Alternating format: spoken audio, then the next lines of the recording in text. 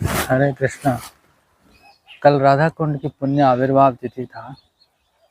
कल एक बहुत पुण्य तिथि था। तो आइए आज हम चर्चा करते हैं कि श्री राधा कुंड का आविर्भाव कैसे हुआ।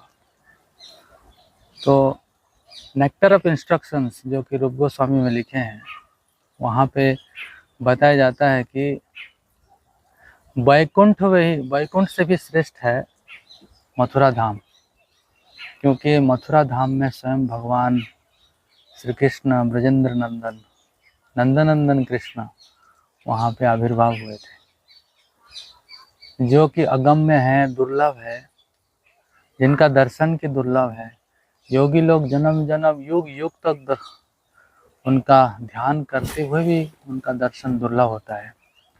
वही नंदन कृष्ण सबके लिए सुलभ हुए मथुरा भूमि में पदार्पण करके, आविर्भाव होके।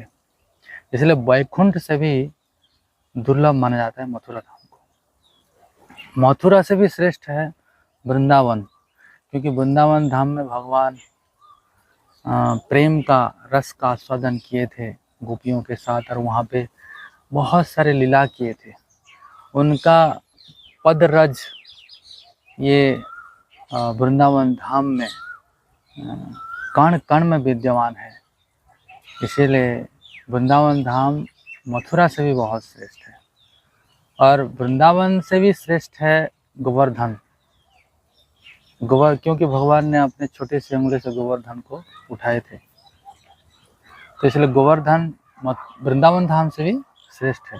और जो गोवर्धन है उससे भी श्रेष्ठ है राधा कुंड, क्योंकि राधा रानी का स्वयं प्रकाश्यमान, मूर्तिमंत प्रकाश्यमान विग्रह है राधा कुंड जो हम देखते हैं। हम तो प्रेम, तरल रूपी प्रेम का जो स्वरूप है वो है राधा कुंड में राधा रानी स्वयं विद्यमान।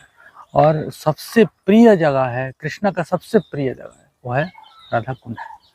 तो राधा कुंड का आविर्भाव कैसे हुआ, तो हमारे ये आता है 10वें स्कंद में, भागवतम के 10वें स्कंद में आता है कि अरिष्टासुर, जब कंस ने भेजा था अरिष्टासुर को भगवान को मारने के लिए, जब भगवान का एज था 8 साल की आयु था, तब अब वृंदावन गोवर्धन में इस सब जगह में भगवान अपने ग्वाल वालों के साथ लीला करते थे।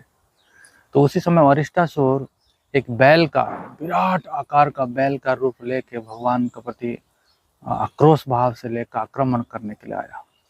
और इसमें ऐसा वर्णन आता है भागवतम में कि अरिष्टासुर का जो हाइट था वो बहुत विशाल आकार का हाइट था। उसका जो कुबड़ था, जो हम्प बोलते हैं, जैसे कि बैल का हम्प होता है, ऐसे वो कुबड़ को बताया जाता है। कुबड़ इतना ऊंचा था उसका कद के हिसाब से भी कि वो मेघ में उसका टच होता था, उसका मेघ में स्पर्श होता था उसका। इतना मतलब बादल जैसे गरजता है वैसे गरजना करके, और जैसे बैल कोई दूसरा बैल को देख के जैसे युद्ध कर कुश्ती करने की मूड में जो मिट्टी को खोदता है अपना खूर से, उसी प्रकार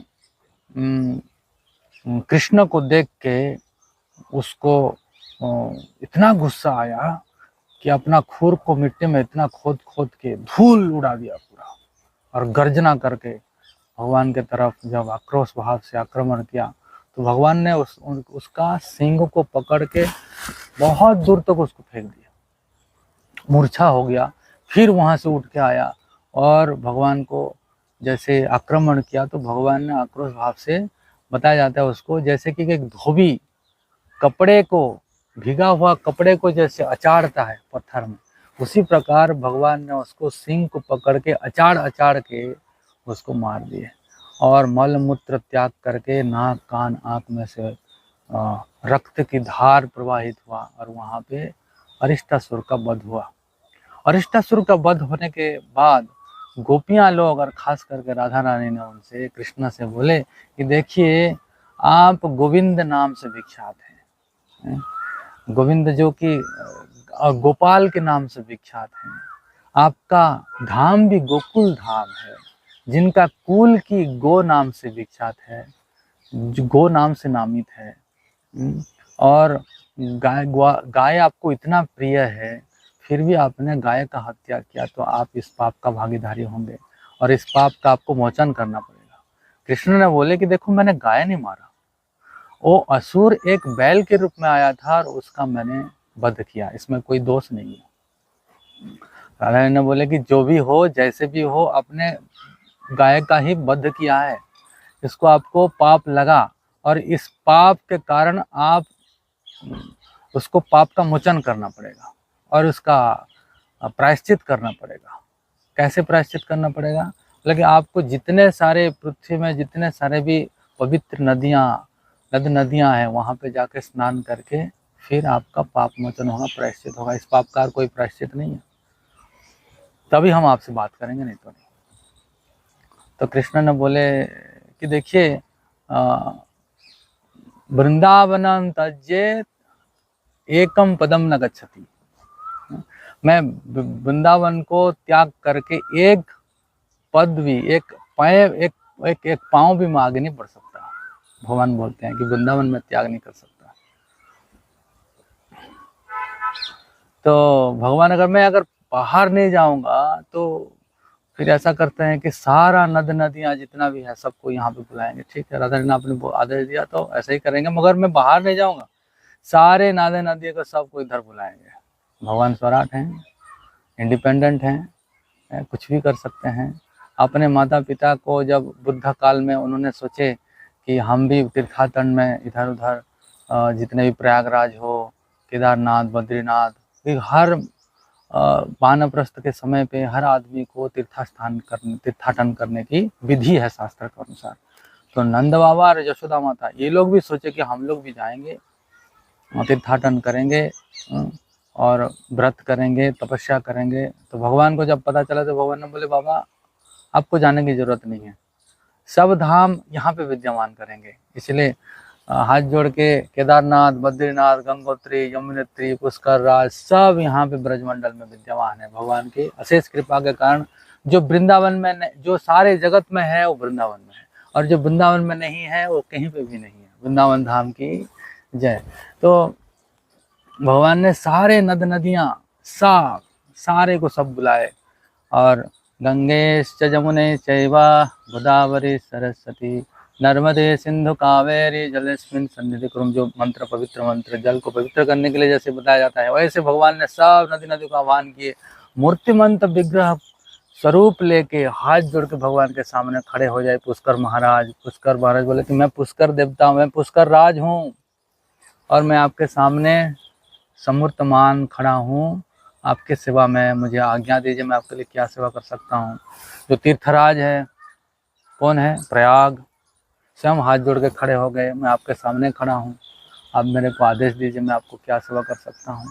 गंगा, यमुना माई, जितने सारे पवित्र, गोदावरी, सरस्वती, सारे नदियाँ मूर्तिमंत विग्रह लेके स्वरूप प्रकट करके भगवान के सामने हाथ जोड़ के खड़े हो गए।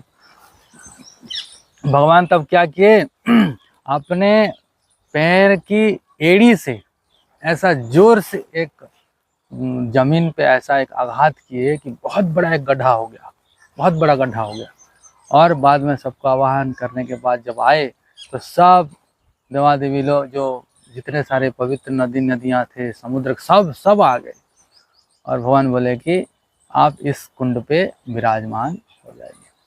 तो समूर्त भगवान के उन लोग इतना उत्फुल्ल थे, इतना प्रसन्न थे कि आज हमको साक्षात ब्रजेंद्रनंद में कृष्ण की सेवा मिल गया, इससे और सौभाग्य की बात क्या हो सकता है। तो सारे नदियाँ सब कुंड में विराजमान हो गए, और भगवान वहाँ पे स्नान करके जब आए, राधा रानी ने बोले आप तो चीटिंग कर दिए, आपको हमने बोला था कि आप सारे नदियाँ सब में जाके स्नान करके आना पड़ेगा, आपने सबको बुला लिया और यहाँ पे आके, ऐसा नहीं चलेगा, आपका दोष अभी भी है, आपका दोष गया नहीं है। तो कृष्णा ने बोले आप खुद के दिखाओ, आप करके दिखाओ, हमने कुंड बनाया, सारे सारे पवित्र नदियाँ को आवाहन किया, उन्होंने स्वरूप लेके वहाँ पे विद्यमान किए, हमने वहाँ पे स्नान किया। तो आपको आप अगर है तो आप भी कर सकते हैं, आप अगर कुंड बना के देखिए तो राधा रानी ने और उनके सखियां ने बोले कि कृष्ण ने ये भी बोले कि हमारे कुंड इतना पवित्र है कि आप भी आ जाइए, आपको भी इसका पुण्य फल मिलेगा।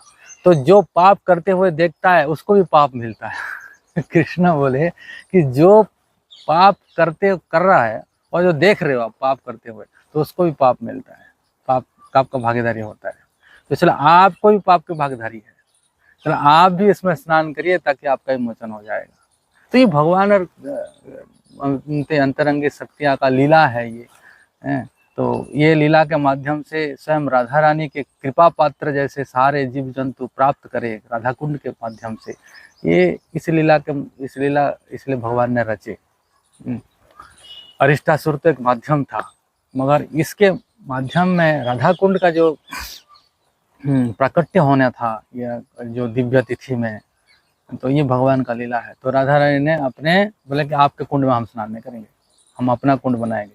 तो अरिष्टासुर ने अपने जो खूर से इतना बड़ा गड्ढा बना था, उसको क्या किया कि इसको ही हम क्या करेंगे, अपने कंगन में से उसको चारों तरफ थोड़ा खोद के क्या किएंगे, और उसको हम कुंड में परिवर्तन करेंगे। बताया जाता है कि राधा रानी अपने लाखों संख्या की जो सखियां थे उनके माध्यम से उन्होंने सारे अपने अपने छोटे छोटे कंगन का टुकड़ा लेके खोदने लगे, और इसको लगा था कि 48 मिनट्स लगा था उसको खोदने में, और एक कुंड में बताया जाता है, मिनट्स भी बताया जाता है, 48 मिनट लगा था उसको खोदने में। और कुंड को फिर जब कुंड हुआ तो कृष्ण ने बोले कि देखो सारे दिव्य नदियां यहाँ पे आविर्भूत होके ये सब जल यहाँ पे है, मेरे जल ले लीजिए। राधा रानी बोले हम आपके जल नहीं लेंगे, हम मानसी गंगा से जल लाएंगे। तो सारे सखियां सब बड़े बड़े मटके लेके सारे कहाँ से लाए, मानसी गंगा से एक एक मटका लेके सब भरने लगे, बहुत देर तक भरने लगे, फिर भी कुंड फुल नहीं हुआ। तो कृष्ण ने बोले हमारे कुंड का ही पानी ले लीजिए। और तभी भी राधा रानी नहीं माने, तो सारे जितने भी तीर्थ और नदियां राधा रानी को स्तुति करने लगे। आपकी कृपा कटाक्ष हमारे ऊपर अगर पड़ जाएगी तो हमारा कृतार्थ हो जाएगी। हम आज एक ऐसी तिथि है जिस तिथि में कि आज आपको समूर्तमान सेवा करने के लिए मौका मिल रहा है, आप इस सेवा से हमें वंचित मत करिए। आप हमारी मातृ समान है, माँ समान है, बच्चे की ये जो सेवा करने की अधिकार है उससे वंचित मत करिए। हमें आपकी सेवा करने के लिए जो हमारा इच्छा है उसको पूर्ण करिए, कृपा करके पूर्ण करिए। बहुत अनुनय विनय करने के बाद, प्रार्थना करने के बाद राधा रानी प्रसन्न हो गए, बोले तथास्तु, जैसी आपकी इच्छा।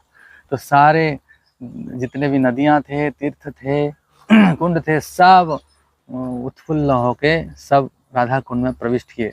कैसे प्रविष्ट किए कि राधा कुंड का जितना जल एक बाढ़ जैसा से बहुत बड़ा एक जो लहर समान आया, ताकि वो जो इधर राधा कुंड है और इधर श्याम कुंड है, बीच में जो एक हीड़ था, जैसे कि एक बंद था, वो बंद को मतलब भांग के बीच में एक कैनाल जैसा अंदर ही एक कैनाल जैसा हो गया, और यहाँ का पानी वहाँ से चला गया, जो कि राधा कुंड और श्याम कुंड का जो मिलन स्थल आप देख सकते हैं। अभी जब जाएंगे राधा कुंड में तो वहाँ पे इधर का पानी उधर जाता है, इधर का पानी उधर आता है, राधा कुंड और श्याम कुंड का मिलन स्थल है वो। तो फिर वहाँ पे सब पानी, सब जितने दिव्य जल वहाँ पे प्रवेश हुआ, और फिर राधा कुंड और श्याम कुंड का वहाँ से निर्माण हुआ।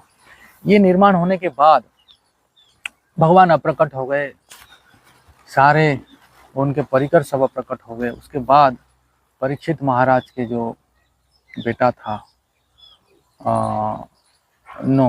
कृष्ण के जो पौत्र थे, वो है वज्रनाभ, राजा वज्रनाभ। उन्हें ब्रज भूमि का राजा बनाया गया था उन्हें, और वज्रनाभ ने बहुत सारे जो मूर्तियां को, भगवान के विग्रह को स्थापित किए थे। तो उनमें से जितने सारे राधा कुंड और श्याम कुंड थोड़ा अप्रकट ही हो, एक प्रकार का जीर्ण अवस्था में थे, तो वहाँ पे सब उसको खुदाई शुरू किए, और उनको बहुत अच्छी तरह से उसको उद्धार किए थे। तभी तो उसको वज्रकुंड भी बोला जाता है, तभी के समय पे वज्रकुंड बोला जाता था। और ये जो बाद में 500 साल के बाद स्वयं चैतन्य महाप्रभु जब राधा भाव में ये धरातल पर अवतीर्ण हुए, केवल भक्त की भाव से, कि भक्त लोग जैसे कृष्ण को प्रेम करते समय उनके मन में मेरे प्रति जो प्रेम आस्वादन करते हैं, वो ही रस को आस्वादन करने के लिए कृष्ण जब भक्त भाव में, राधा रानी के भाव में जब धरातल पे अवतीर्ण हुए चैतन्य महाप्रभु के रूप में 500 साल पहले, तब वो जब वृंदावन की यात्रा के समय में एक किरीटी बोल के एक्चुअली ग्राम है, अरिटी ग्राम, जैसे कि अरिष्टासुर ना, तो अरिष्ट ग्राम बोलते हैं, अरिटी ग्राम बोलते हैं उसको। तो वो अभी भी जो राधा कुंड है उसको अरिटी ग्राम बोलते हैं, अरिष्ट ग्राम बोलते हैं। तभी अरिष्ट ग्राम से वो बहुत जाना माना था। तो भगवान ने जब वहाँ पे गए चैतन्य महाप्रभु ने, तो ढूंढने लगे और देखे कि यहाँ पे, उनको पता चला स्वयं कृष्ण है वो।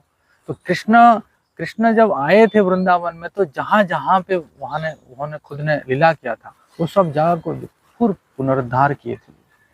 और जब वहाँ पे गए तो किसान लोग, वो पूरा जमीन हो गया था पूरा वहाँ पे, जहाँ पे खेती करते थे सब। और वो बहुत सारे जो पेडी फील्ड है, खेती की जो जगह है, वहाँ पे एक जगह में थोड़ा सा बीच में पानी था, चारों तरफ खेती था। और वही पानी जाके वो बहुत लोटपोट करने लगे और अष्टसात्विक विकार हुआ। सबको बोले कि यही राधा कुंड है और इसको जीर्णोद्धार करना चाहिए। बाद में जो वो राधा कुंड और श्याम कुंड का फिर आविष्कार हुआ, भगवान ने उसको फिर आविष्कार किए। फिर उसको अपने जो शिष्य थे, षड गोस्वामी थे, रूप गोस्वामी, सनातन गोस्वामी, जीव गोस्वामी, गोपाल भट्ट गोस्वामी, रघुनाथ दास गोस्वामी, रघुनाथ भट्ट गोस्वामी, ये 6 गोस्वामी को उन्होंने आदेश दिया कि वृंदावन में जाके जितने सारे राधा कृष्ण की लीला स्थली है उसको फिर जीर्णोद्धार करिए, और शास्त्र सब लिख के उसको फिर वैष्णव शास्त्र का फिर उसको अध्ययन करके, तन्न तन्न कर अध्ययन करके फिर इसको लिपिबद्ध करिए।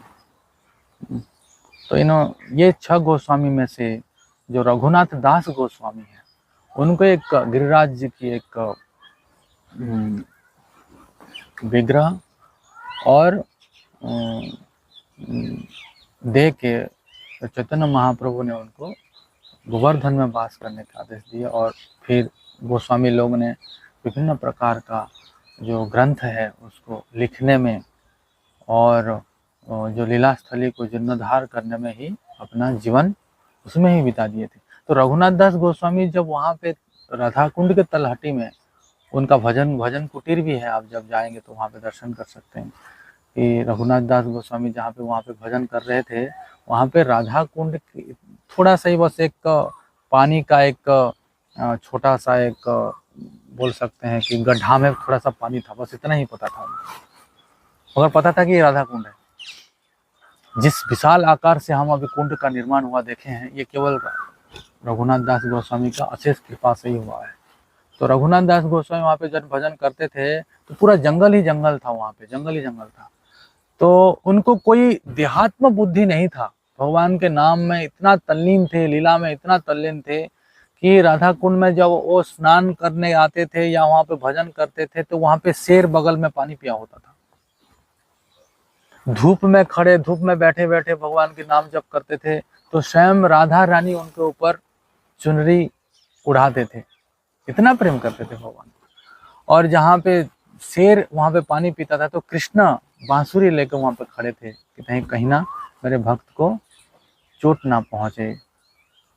तभी ऐसा माहौल था उन लोगों का, ऐसे माहौल, इतना मनोवृत्ति था राधा षड गोस्वामी का कि उनका देहात्म बुद्धि बिल्कुल ही नहीं था। हमेशा राधा कृष्ण की दिव्य लीलाओं में मन विचरित करता था। तभी राधा कुंड में ऐसी लीलाएं सब होता था, राधा कुंड के सामने पास में रघुनाथ गोस्वामी। तो रघुनाथ दास गोस्वामी बाद में सनातन गोस्वामी जब देखे कि रघुनाथ आप जब वहाँ पे भजन करते हैं तो स्वयं राधा कृष्ण आपकी सेवा करने में आते हैं, आप जब धूप काल में वहाँ पे भजन करते हैं तो राधा रानी आपके ऊपर चुनरी उड़ाते हैं, आप जब वहाँ पे राधा कुंड के पास में बैठ के भगवान के नाम में तल्लीन होके वहाँ पे भजन करते हैं तो शेर आपको कहीं चोट ना पहुँचाए उसके इसी के लिए भगवान स्वयं आपको पहरेदारी करते हैं। आप भगवान के सेवक बने हो या भगवान आपके सेवक बने हैं, आप भगवान की सेवा ले रहे हो, मगर दास के हिसाब से हम भगवान की सेवा करना चाहिए। ये तो अपराध हो गया आपके प्रति, आप तो भगवान के प्रति अपराध हो गया। तो मेरा बात मानो, आप एक कुटीर बनाइए और ऐसे रखेंगे तो भगवान आपके आप नहीं तो भगवान का सेवा आप ले रहे हो। इसीलिए मेरा बात मानिए, आप वहाँ पे एक कुटीर बनाइए। कुटीर में भी नहीं रहते थे, एक पेड़ पे एक दिन रहते थे, एक पेड़ के नीचे एक दिन ही रहते थे और कोपिन वस्त्र पहन के बस देहात्म बुद्धि से ही लीन होकर, फिर देहात्म बुद्धि से रहित होके केवल भगवान के नाम कीर्तन गुणगान में ही मस्त रहते थे षड गोस्वामी लोग। बाद में रघुनाथ दास गोस्वामी को इच्छा हुआ कि काश मेरे पास अगर धन होता तो ये राधा कुंड का मैं जीर्णोद्धार करके बहुत सुंदर कुंड बनाता, ताकि भक्त लोग आके यहाँ का दर्शन कर सके, स्नान कर सके और राधा कृष्ण का कृपा पा सके, राधा रानी का कृपा पा सके। तो जैसे ही उनके मन में इच्छा हुआ तो उसी समय पे एक धानिड्य जो व्यक्ति थे वो जा रहे थे बद्रीनाथ की तरफ। बद्रीनाथ के दर्शन करते समय, बद्रीनाथ के दर्शन करते जा रहे थे, रास्ते में कहीं पे रुके थे और रात में उनको सपना हुआ कि देखिए आप जो इतना सारे धन भेंट लेके जा रहे हो, मेरे पास आ रहे हो दर्शन करने के लिए, यही धन सब अगर इतना कष्ट करके मेरा दर्शन करने के लिए इतना कष्ट, इतना दूर आने की जरूरत नहीं है। यही धन लेके आप अगर गोवर्धन जाएंगे, जहाँ पे मेरा एक भक्त है रघुनाथ दास, उसको अगर ये धन देंगे तो वो वहाँ पे कुंड का निर्माण करना चाहते हैं और वही कुंड में जितना भी खर्चा हो वो आप अगर खर्चा निर्वाह करेंगे तो मेरा सेवा करने के ही फल मिलेगा आपको। तो जैसे ही सपना हुआ उनको, वो पूरा दौड़ के चले आए और गए नहीं वहाँ पे केदारनाथ, बद्रीनाथ नहीं जाके सीधा गोवर्धन आए, रघुनाथ दास में दर्शन किए और सब कुछ बताए कि ये कुंड का निर्माण करते थे, जो भी खर्च लगेगा मैं स्वयं सेवा करने के लिए तैयार हूँ, आप शुरू करिए। तो वहाँ पे तो जब खुदाई चल रहा था, चारों तरफ जितने भी सारे बहुत सारे पेड़ थे और जितने सारे चीज़ थे सबको हटाया जा रहा था, तो गोवर्धन जी का कुछ पत्थर वहाँ पे था तो उसको खुदाई करने लगे। खुदाई करते करते लग गया, लगने के बाद गोवर्धन की जो पत्थर से ब्लड आने लगा और ब्लड जब आने लगा तो वहाँ पे रोक दिया गया। वहाँ पे रात में रघुनाथ दास गोस्वामी को सपना हुआ कि रघुनाथ जी आपने क्या कर दिया। वो जीव ही था, वो मेरा जीव ही था, अपने जिस जीव से कि मैंने गोप वालों का, ग्वाले वालों का इतने सारे रसास्वादन किया था, मैंने भोग का रसास्वादन करता हूँ। भोग भगवान, भक्त लोग मेरे को जो प्रेम पूर्वक भोग अर्पण करते हैं, इसी जीव से ही मैंने ही रसास्वादन करता हूँ और इसी जीव को आपने काट दिया। तो रघुनाथ दास में सुबह सुबह जाके बहुत अनुनय विनय किए, प्रार्थना किए और फिर वहाँ पे जो जीव कट गया था उसको बीच में फिर अभी ऐसा है कि अभी भी वो मंदिर विद्यमान है जहाँ पे कि गोवर्धन जी का जीव को वहाँ पे स्थापित करके पूजा किया जाता है। फिर चारों तरफ, और इस तरफ से अष्टसखी का कुंज है राधा कुंड में, मगर श्याम कुंड जो है टेढ़ा मेढ़ा है। जैसे कृष्ण टेढ़े हैं, उनके कुंड भी टेढ़े हैं। तो कृष्ण के जो कुंड के तट में वहाँ पे कुछ पेड़ थे, तो जीर्णोद्धार करते समय वो पेड़ को काटना का तय हो गया कि इसको कल काटा जाएगा। तो रात में रघुनाथ दास गोस्वामी को 5 दिव्य पुरुष आविर्भाव होके बोले, हाथ जोड़ के रघुनाथ दास गोस्वामी जी, आप कृपा करके वो पेड़ को मत काटिए। आप जैसे राधा कुंड में बैठ के भजन कर रहे हो, भगवान का गुणगान करके तल्लीन होके दिव्य लीला का दर्शन कर रहे हो, उसी प्रकार हम भी 5 पांडव हैं, युधिष्ठिर, अर्जुन, भीम, नकुल, सहदेव के रूप में, एक 5 पेड़ के रूप में यहाँ पे भगवान का दिव्य लीला का आस्वादन करके वहाँ पे हम बसवास कर रहे हैं, पेड़ के रूप में वहाँ पे हम अवस्थित हैं। तो कृपया करके हमें मत काटिए। तो अभी भी जाएंगे, बाद में अभी अभी कुछ 50 साल 60 साल पहले भी ये था, जब लोग हमारे विश्व के भक्त लोग परिक्रमा करते थे। बुक में अभी मेंशन है, अभी तो पढ़ेंगे तो वो 5 अभी 4 4 जो पेड़ था वो तो अप्रकट हो गया। एक पेड़ जो कि भीम पेड़ बोला जाता है, अभी भी भीम पेड़ का जो ट्रंक है बहुत सारा जो सूखा हुआ, एक सूखा हुआ का पेड़ इतना लकड़ी का आधा कट गया है, वो केवल ट्रंक ही बचा है उसका। अभी भी वो भीम का पेड़ वहाँ पे विद्यमान है। आप कभी और राधा कुंड जाएंगे तो दर्शन कर सकते हैं। राधा कुंड के चारों तरफ बहुत सारे तीर्थस्थान और बहुत सारे पवित्र, जहाँ पे कि रूप गोस्वामी, सनातन गोस्वामी भजन कुटीर है, रघुनाथ दास गोस्वामी का भजन कुटीर है, नित्यानंद प्रभु का जो अर्धांगिनी है जाह्नवी माता, वहाँ का व्यासपीठ है, जहाँ पे वहाँ पे आए थे, वहाँ पे जब नदिया से जब आए थे तो वहाँ का वहाँ पे व्यासपीठ है, वहाँ पे जहाँ पे बैठे थे और भजन किए थे जाह्नवी माता का। तो ये स्थल पवित्र स्थल ही पवित्र स्थल है। बाद में रघुनाथ दास गोस्वामी ने फिर उसको फिर खुदाई किया और 14-15 फीट खुदाई करके फिर उसको जीर्णोद्धार करके बहुत सुंदर कुंड बनाया। हर साल या 2 साल 3 साल में उसको सुखाया जाता है राधा कुंड को सफाई करने के लिए। आप देख सकते हैं कि अंदर में एक दूध जैसा धार निकलता है और सारा राधा कुंड श्याम कुंड को जल कभी सूखता नहीं है, कभी दिव्य जल है। तो राधा कुंड है जो कि पवित्र से पवित्र स्थल में, मैं बोला कि वैकुंठ से भी बहुत श्रेष्ठ है राधा कुंड, बहुत पवित्र स्थल है। तो सारे वैष्णव आचार्य बताते हैं कि जो राधा कुंड में स्नान करता है या वहाँ पे बैठ के भजन करता है तो उनको स्वयं क्या राधा रानी कृष्ण प्रेम प्रदान करते हैं। तो वही राधा कुंड का दिव्य आविर्भाव स्थल कल हुआ था। इसलिए राधा कुंड इतना पवित्र है कि जिसका दर्शन करने से, स्नान करने से, जिसका नाम लेने से कृष्ण प्रेम की प्राप्त होता है। तो आज के लिए इतना ही। हरे कृष्ण।